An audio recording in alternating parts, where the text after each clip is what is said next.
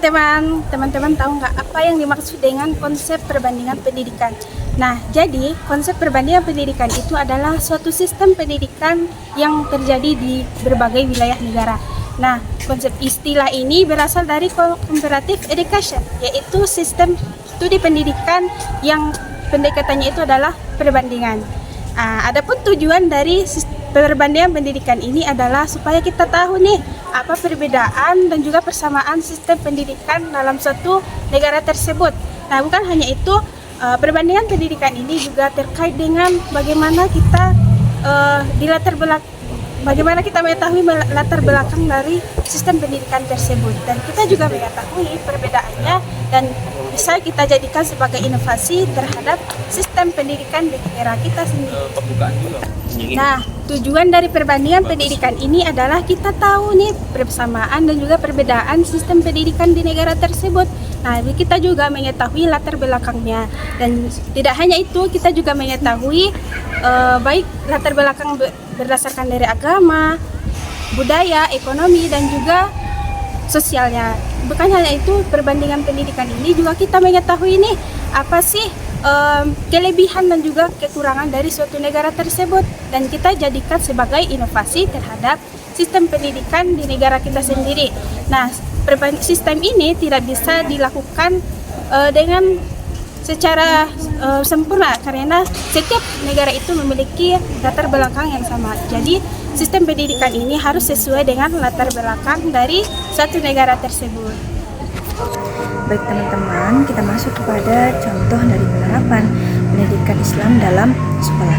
Nah, di mana penerapannya dalam integrasinya dalam praktiknya itu pendidikan tidak hanya fokus kepada hal yang umum saja. Contohnya pembelajaran umum seperti matematika, bahasa Inggris tidak hanya terfokus terhadap itu saja, tapi itu diintegrasikan ke dalam nilai Islam. Contohnya, dan peserta didik itu akan diajak untuk mengetahui dan memahami bagaimana Allah itu menciptakan bumi ini.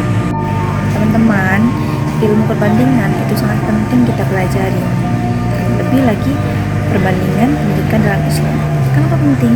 Karena kita itu dapat memahami dan juga melihat bagaimana ciri khas dan kekhususan itu pendidikan Islam dibandingkan pendidikan yang lainnya, dan juga membandingkan bagaimana pendidikan di negara-negara lain seperti Brunei, Singapura, dan juga lainnya. Teman-teman tahu nggak sih asal mula atau sejarah dari ilmu perbandingan pendidikan? Nah, di sini saya akan menjelaskan sejarah atau asal mula dari ilmu perbandingan pendidikan. Nah, ilmu perbandingan pendidikan itu muncul karena adanya kebutuhan untuk memahami perbedaan dan juga persamaan dari sistem pendidikan di berbagai negara. Nah, pada masanya, pada abad ke-18, para pemikir seperti Rose dan Herder mulai tertarik membandingkan pendidikan di berbagai negara, serta melihat pengaruh budaya, nilai, dan lembaga sosial terhadap suatu pendidikan. Masuk pada abad ke-19, nah perkembangan ilmu ini semakin pesat karena adanya penjelajahan dan kolonialisme bangsa Barat. Banyak tokoh dan juga pejabat kolonial mempelajari sistem pendidikan di wilayah lain untuk mengetahui kelebihan dan juga kekurangannya, lalu menerapkannya di negara mereka masing-masing.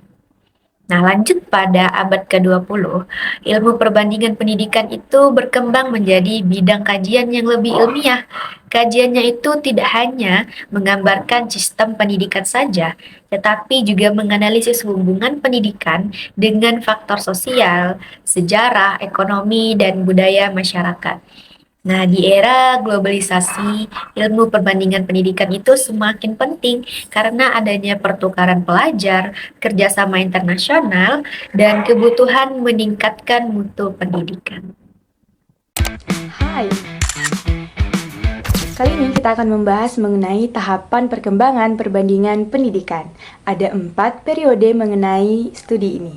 Yang pertama yaitu observasi umum, di mana pengamat mengamati bagaimana kehidupan di negara lain, tapi belum fokus terhadap pendidikan. Contohnya yaitu Marco Polo dan Alexis, di mana mereka melakukan perjalanan ke suatu negara lalu menuliskannya ke dalam jurnal atau teks yang bersifat deskriptif. Yang kedua yaitu periode sistem pendidikan, di mana pada saat ini, pada awal abad ke-19, pengamat mulai fokus terhadap pendidikan. Contohnya Friedrich yang mulai menulis tentang sekolah di Inggris dan di Jerman. Dan juga ada Horace Mann yang dimana ia mempelajari sistem pendidikan untuk diterapkan di negaranya. Periode ini berbeda dari periode sebelumnya, di mana jika periode sebelumnya itu masih membahas mengenai kehidupan di negara lain, sedangkan periode ini sudah fokus kepada pendidikan dan pengalaman langsung.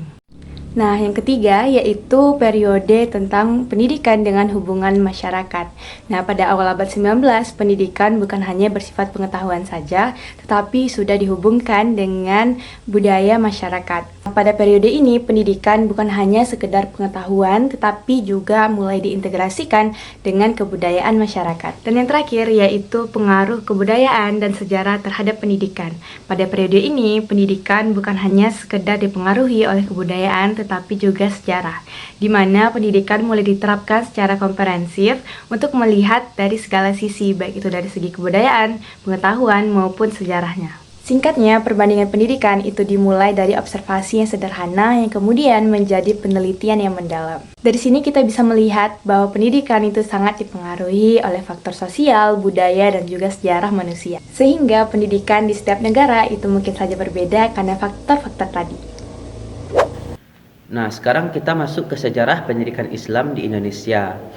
Pendidikan Islam di Indonesia berawal pada abad ke-13 Masehi yang dibawakan oleh ulama dan para pedagang dari India dan Timur Tengah, di mana mereka memfokuskan ilmu agama seperti akidah, tasawuf, fikih, dan pengembangan ilmu-ilmu Al-Quran dan hadis. Pada masa kolonial Belanda sudah terbentuk dua organisasi Islam. Yang pertama Muhammadiyah dan Nahdlatul Ulama. Itu berdiri sekitar abad ke-19. Nah, setelah kemerdekaan Indonesia, barulah terbentuk seperti madrasah, ibtidaiyah, sanawiyah, dan aliyah, setara dengan SD, SMP, dan SMA, termasuk juga Universitas Islam. Nah, sekarang kita masuk ke sistem pendidikan di Malaysia. Tidak jauh berbeda dengan Indonesia. Ada perbedaan dari lembaga pendidikan modernnya, seperti ada sekolah kebangsaan agama yang didirikan oleh Malaysia tersebut, dan ada universitas Islam seperti Universitas Islam Malaysia dan universitas lainnya. Pendidikan Islam di Malaysia diatur oleh Kementerian Pendidikan Malaysia dan JAKIM. Apa itu JAKIM? Yaitu Jabatan Agama Islam Malaysia. Nah, dengan jabatan yang paling tinggi, nah, itu mengatur semua pendidikan seperti Universitas Islam yang ada di sana.